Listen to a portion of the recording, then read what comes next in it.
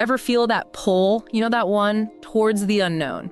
That's where we're headed today, like deep into Filipino folklore. We're not just talking spooky stories here, though, are we? Definitely not. This is more than just a chilling legend. It makes you think about us, about humans, like how we deal with fear itself, It's wild how these stories, they stick around, pass down generations, and they become more than just, tales. They give you a peek into a culture, right? Yeah. Values, what makes them anxious, even like survival instincts. Yeah. Today's deep dive, we're tackling a creature that'll make you think twice about, a midnight swim. Oh, tell me more. It's the Tawak. We're going behind the scenes of Chapter 8 from Halimaw Sa Wawa. Okay, I'm with you. It's a fictional story about this group of friends. They're called the B1 Gang. And they're investigating some seriously weird stuff, strange happenings, This is right up my alley. Yeah. And this Chapter 8, it's interesting. Throws us right into the action. Oh, yeah. The B1 gang, they're trekking to this village, totally isolated, dense jungle, and the Wawa's always there. That's the river opening a place already full of mystery. Isolated, right. No electricity, just the jungle sounds at night. You can practically feel the tension. So the story introduces us to the gang. There's Gino, total city boy, out of his element, always questioning everything. Of course, gotta have one of those. Then there's Boging, always finds a reason to laugh, even when things get creepy. He goes a little more cautious, thinks things through. And we've got level-headed Joe. And then there's Pancho. Okay, I'm intrigued. What about Pancho? He's our link to this whole world of folklore. Grew up on these stories, leads his friends to the source. Source piece, His right? grandfather, Lolo Yute. And the way each of them reacts to, the possibility of the supernatural, it's really something. I bet. You've got this spectrum of reactions. Exactly. Gino's practically writing a research paper in his head about why it can't be real, while Pancho's like, yeah, my grandpa's a Tawak. What's for dinner? It's like, see, that's what makes this deep dive so interesting. It's less about if the Tawak's real. It's more about what it represents, The story takes this mythical figure, a human, but get this, with a snake twin, and dives into these deep themes. Belief, family, tradition versus modern skepticism, the whole shebang. Hold on, rewind for a sec. Did you say a snake twin? That's not your run-of-the-mill monster, huh? Growing your business can mean big-time logistical questions, like how are we going to keep up with all these local deliveries? Let Uber Direct offer you a helping hand. With Uber Direct, you take orders on your website, app, or by phone. Then drivers who are part of Uber's courier network pick them up from your store and deliver them to your customer's doorstep. Sounds simple, right? Uber Direct helps you give your customers what they want when they want it. Offer them delivery options in under 2 hours, on the same day, or scheduled up to 30 days in advance. Plus, share real-time tracking and ETAs by text. You can keep growing your business at a price that works for you. Never pay commission or hidden charges. Just pay a fixed fee per delivery. Delivery just got better with Uber Direct. Learn more at uberdirect.com. What were they thinking when they came up with that? Right. It makes you wonder what those storytellers were tapping into. See, snakes, especially in Filipino culture, but really in a lot of cultures, they represent duality. Good and evil, life and death. Yeah, see that. Healing and destruction. They make you afraid on a gut level, but there's also this awe, this contradiction. It's powerful in folklore, don't you think? Totally.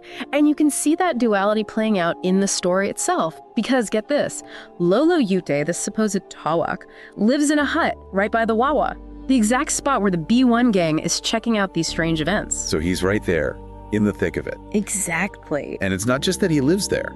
The story mentions that he's the only one who swims in the river at night. Okay, now that's creepy. Makes you wonder, is he a protector watching over the village? Yeah. Or is it, is there something else going on, something a little darker? It's like it's playing with our deepest fears, Yeah, That feeling like when you're vulnerable, especially in nature, it's not always our jungle out there. totally. And that's where folklore comes in, right? Yeah. It helps us understand those fears, gives us Yeah. a way to deal with the unknown. Like a roadmap for danger. Yeah, exactly. Yeah. Think about it. If there are stories warning people about, creatures in the river, they'd be more careful. Yeah, it's like you don't want to be the guy who ignored the warning, right? Right. So it's like this cultural memory passed down almost like a built-in safety mechanism, a heads up from our ancestors, So in a way, these stories, even the scary ones, they're trying to protect us. In a way, yeah. But what's really interesting here in this story is that line between protector and danger. Blurry. It's not so clear. How so? Well, you got Pancho, right? Yeah. He's totally cool with his grandfather being a Tawak. He even sees it as a good thing. Like, Lolo Yute is going to protect them. He trusts him completely. Which makes Gino's whole thing even more interesting. He's coming at it from the opposite direction completely. 100%. Gino's like the poster child for modern skepticism. He needs to see it to believe it. Looking for logic in a world that's all about the supernatural, that clash between tradition and modern thought, it's something a lot of us deal with. Big time. It's like that internal struggle, don't you think? When what you believe clashes with new information, new experiences. Like, do I stick with what I know or do I adapt? And finding the answer, the right answer, usually means finding a balance somewhere in the middle. That's what I love about this story. It doesn't give you easy answers. It's not simple. Right. It's like the author saying, hey, listen, the world's complicated. People are complicated. Exactly. And just when you think you've got Lolo Yute all figured out, bam, curveball. You're like, did we mention he's got this deep knowledge of herbal remedies and he uses them to help the villagers? Oh yeah, which again circles back to duality. The Tawak, usually something to be afraid of, also connected to healing, to nature. Like I said, not black and white. And that's what keeps us hooked. Is Lolo Yute using this knowledge for good? Or is there something else going on? Exactly. That's the beauty of folklore. We get to explore these big questions, these what-ifs, but in a safe way. We face our fears, question things, and come to our own conclusions. That's what makes this deep dive so interesting, right? We're left hanging. What's the deal with Lolo Ute? Right. Protector. Threat. Or maybe, like, both. The story's a mirror, in a way. It makes us think about how we see good and evil, the natural world, even like getting older, and the wisdom that comes with it, you know? Because we do. We put things into these neat little boxes, right? This is good, that's bad, case closed. But this Tawak myth, this story especially, it's like a reminder. Reality, way more complicated. Exactly. And the Tawak itself, part human, part snake. It's that complexity embodied. It's like it's saying, hey, look closer. Don't judge a book by its cover. There might be hidden depths in others, even in ourselves. And isn't that a good message for everyone? I mean, these days, everyone wants easy answers, quick judgments. We could all use a little more nuance, a little more Tawak thinking, right? Totally. So next time you hear a story, read the news, even just like dealing with everyday stuff, remember that Tawak. Those snake twins, you mean? Exactly. Don't be afraid to dig a little deeper, ask questions, see things from different angles. You might be surprised what you find. Sometimes the most interesting truths are right there in front of you, just waiting for someone to notice. That's a wrap on another deep dive. Until next time, keep exploring those hidden depths. And remember, sometimes the most fascinating monsters are the ones that make us question everything we thought we knew.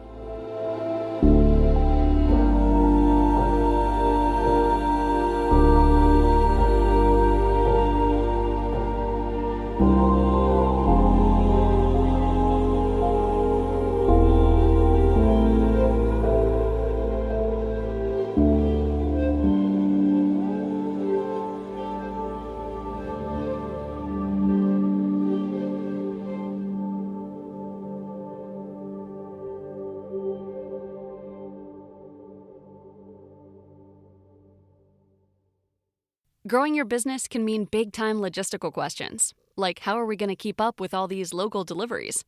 Let Uber Direct offer you a helping hand. With Uber Direct, you take orders on your website, app, or by phone. Then drivers who are part of Uber's courier network pick them up from your store and deliver them to your customer's doorstep. Sounds simple, right? Uber Direct helps you give your customers what they want when they want it. Offer them delivery options in under 2 hours, on the same day, or scheduled up to 30 days in advance. Plus, share real-time tracking and ETAs by text. You can keep growing your business at a price that works for you. Never pay commission or hidden charges. Just pay a fixed fee per delivery. Delivery just got better with Uber Direct. Learn more at uberdirect.com.